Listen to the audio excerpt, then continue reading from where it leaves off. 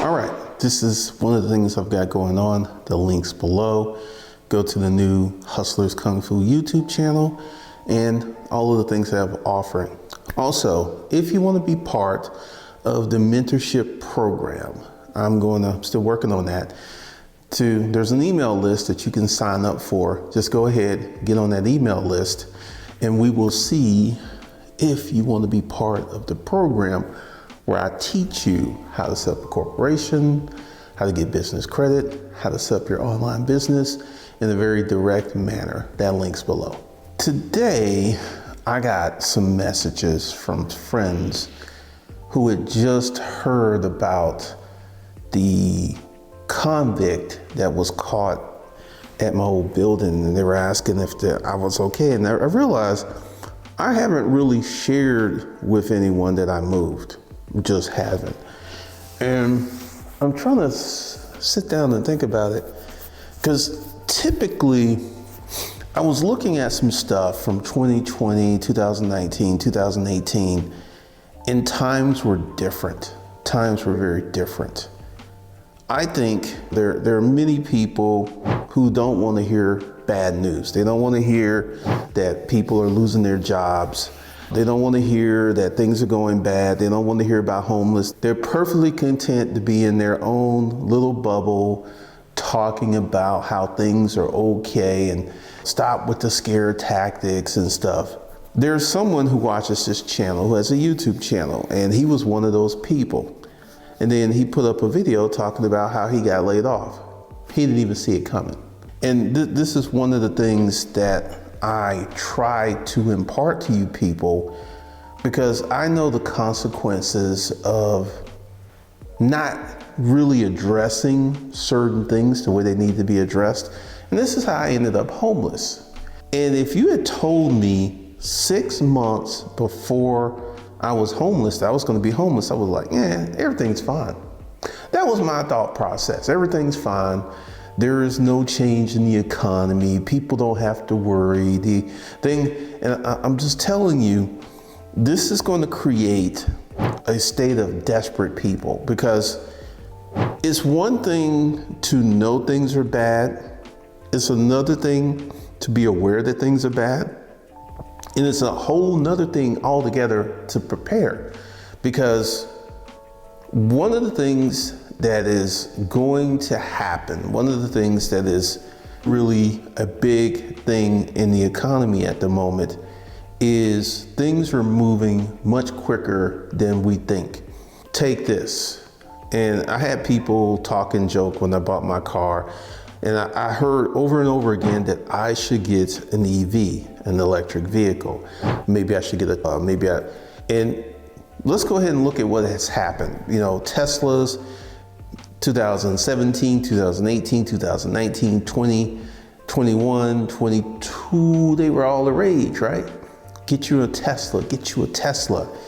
And Elon Musk, who's a very smart person, has dramatically dropped the prices of Tesla, that if you bought a Tesla 2 years ago, you could get a brand new Tesla for less than you paid for the Tesla 2 years ago. He's dropped the price several times, and EV sales were down 40%. Now EV sales are down 50%. This is a fact. If you don't believe me, go out and check it out. So we have EV sales going down, and what does that mean for a company like Tesla? Tesla stock, matter of fact, what I want to do is go in here and let's go ahead and see, because I don't know, I don't really keep up with this stuff, but Tesla stock price. There it is. So Tesla stock price is up 1.3% today. Let's go at it a year, 5 years. So Tesla stock price is still pretty up there, but it isn't it's less than what it was in 2021. It was less than what it was in 2022. It's at 200 and I remember people were talking that Tesla stock was going to get up to $400 and $500, and Tesla was going to make people rich. And this is what's funny. Tesla's stock price really didn't start growing. Tesla's stock price was $22, November 29th, 2019. It was $22. So if you had got in on Tesla then and bought 100 shares or maybe 1,000 shares and held on, even now you would be up. It dropped to January and it's gone up. Tesla stock is still doing much better than it did in 2019. But what about the future?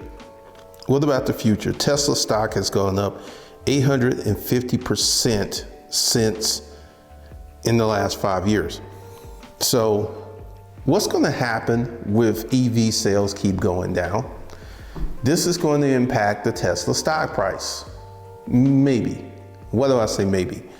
Because one of the things we've seen, let's talk about Bed Bath & Beyond, which was sold to Wayfair, which now took the name of Bed Bath & Beyond. Essentially, Bed Bath & Beyond filed bankruptcy, and Wayfair bought the company for $21 million out of bankruptcy. And they just took their name on, because you can go online and look and you can see Bed Bath. And why do I bring this up? Bed Bath & Beyond is a company that filed bankruptcy. But before that, because it was caught in this wedge of Wall Street investors and the common man investors, where the company as a company was failing. The company as a company was failing. But due to stock market games and manipulation, they were able to push the price of this stock up to incredible highs before it filed bankruptcy. Yeah, I bring a lot of bad news, and this is something that's funny. I've been doing a little test, and I put up some videos talking about, there's a news feed playlist that's called Doing Well in the New Economy. I put up the van video, I put up some other videos, I put up some other things you can do. And you know what's funny? With all the folks who are complaining about the doom and gloom videos, the bad videos and stuff, the good videos just don't get the views. I got a question, put that in the comments. If all you want to hear is good news, and when I put up a video that's talking about good news, how come it doesn't get the views? How come it doesn't get the views? It's interesting because I'm sitting here thinking, and I'm thinking back to in 2009 and 2010 and 2011. Back then, I was very much in my storage auction mindset. My storage auction business was doing well because people were looking for deals. And I was in that mindset of talking about, you can go out and buy evicted, because you know what a storage auction is, they evict the people's stuff out of the storage locker. It's an eviction, that's what it is, it's an eviction. And they get it out of there so they can rent it to someone else that will pay them. And I was very much in that storage auction mindset. 2010, 2011, 2012.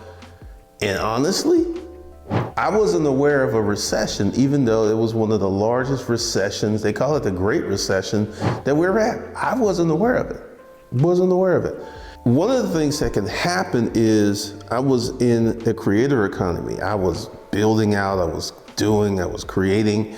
So I was too busy creating, doing, and making money to be concerned about the recession, really concerned.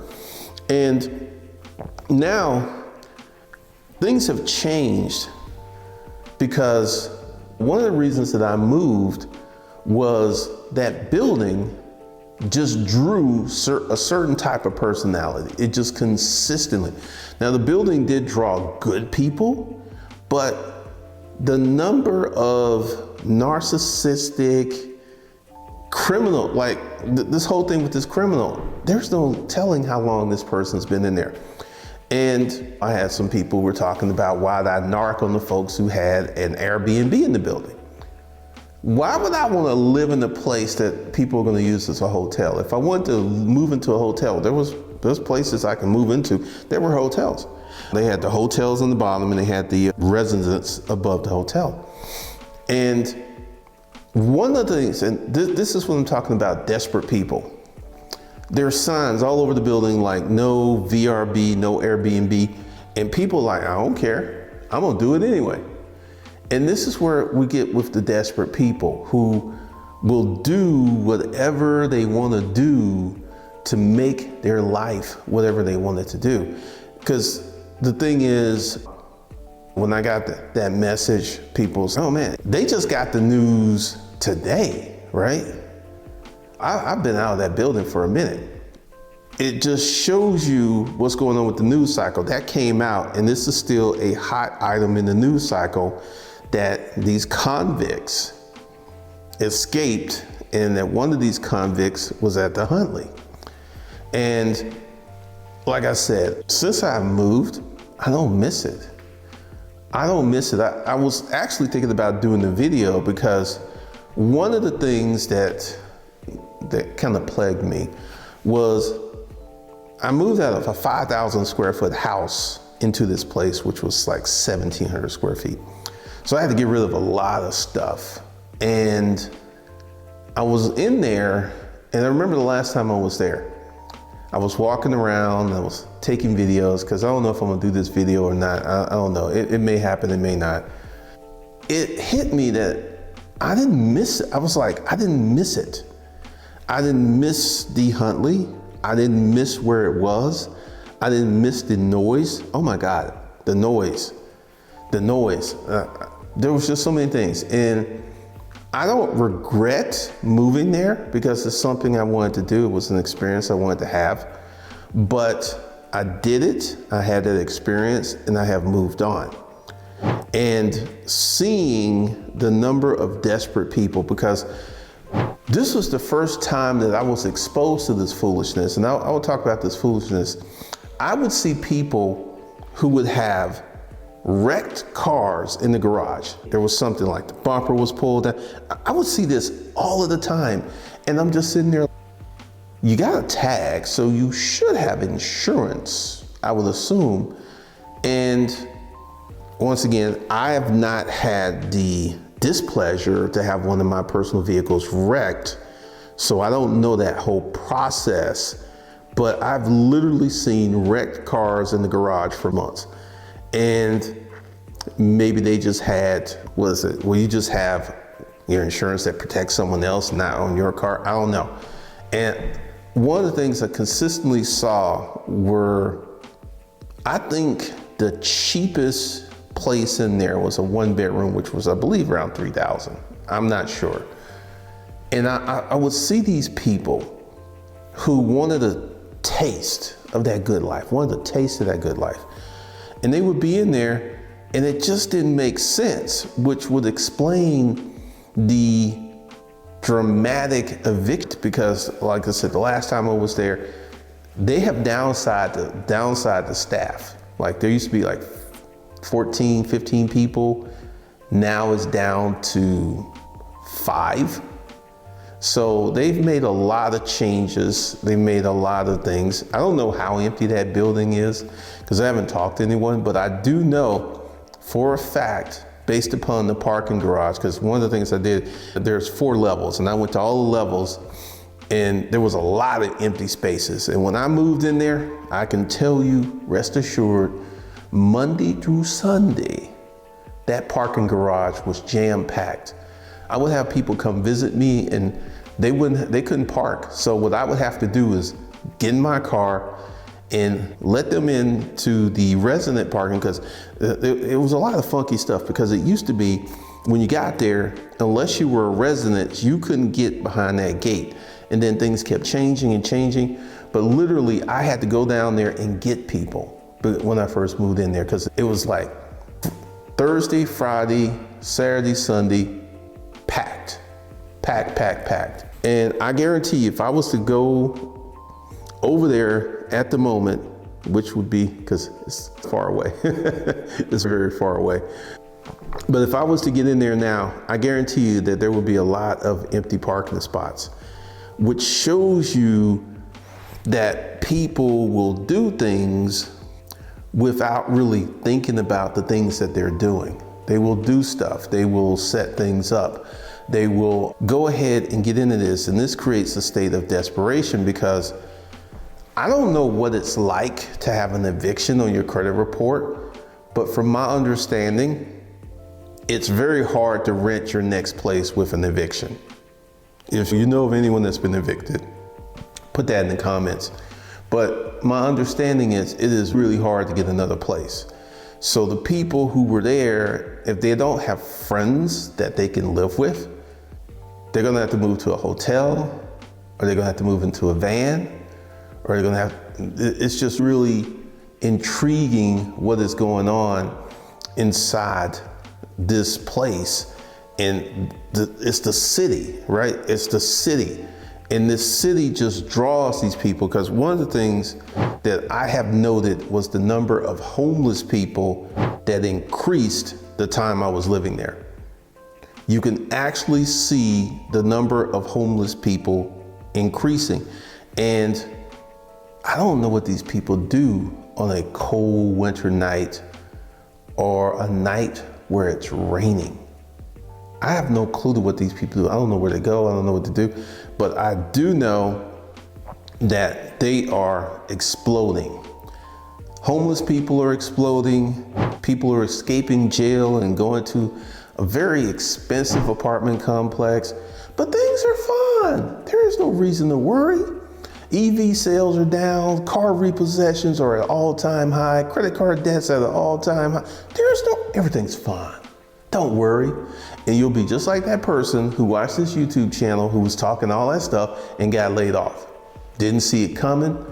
And I don't know if they were prepared, because I don't know this person's business, but I found it to be interesting that people, because essentially when the company's gonna lay you off, a lot of times people are blindsided. Unless they are really aware what's going on, because I'm gonna do a whole video talking about banking, because the layoffs in banking, it deserves its own video. Man, yeah, everything's fine, but people are getting laid off, people are making TikTok videos, people can't buy cars, people can't buy homes, but everything's fine. Everything's fine. And I can see how a person would come up with that position.